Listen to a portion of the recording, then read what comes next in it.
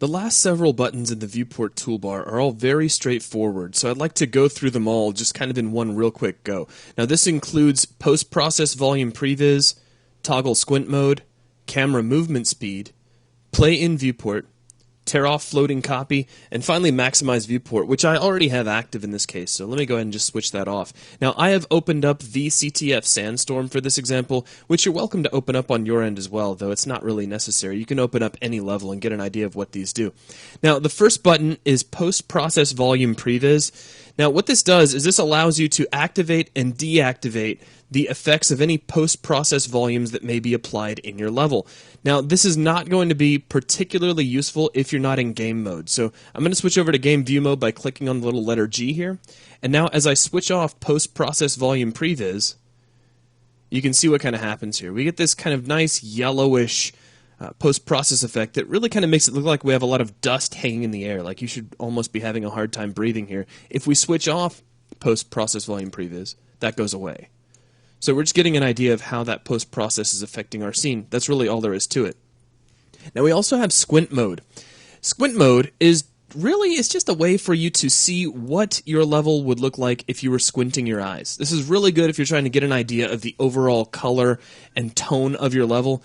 Oftentimes, if you're building something inside your levels, like at least back in the day, you'd find yourself kind of squinting at your monitor just to get an idea of how overall colors were blending together, and now you don't have to do that. You can just switch squint mode on and off. However, as with post-process volume previs, you will want to be in game mode to see the results. So if you're clicking the squint mode button and you're not getting any results, switch over to game view mode, and then there you go. Now next to this, we have the camera movement speed button.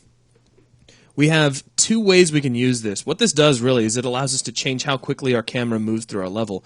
So let me switch over to game mode just because it kind of smooths things out. So I'm just moving my mouse a little bit, and there's how quick we're moving. If I left click on this button, we go all the way to full speed, and now I'm flying quite a bit more quickly.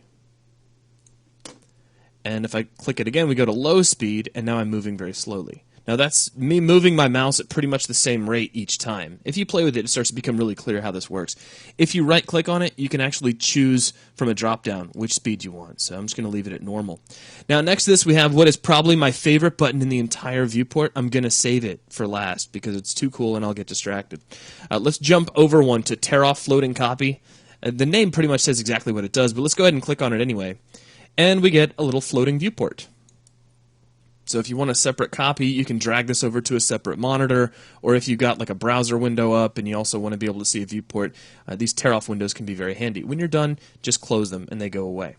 We have the Maximize Viewport button, which I've already been using if you've been watching these videos. It just kind of helps when you're demonstrating. If you click on this, your viewport gets maximized. That's really all there is to it. When you're done, you can click it again and that'll demaximize and put everything back down to its normal size. Which brings us two buttons back to play in viewport, the coolest button in the whole viewport toolbar because you can click this and you get a little bit of a load, and then as soon as that's done referencing all the shaders, you are on red.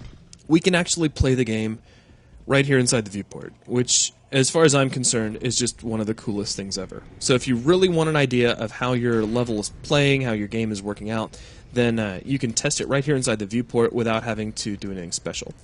So that, I think, wraps up all of the remaining buttons for the viewport toolbar, and that will also wrap up this video. Thanks.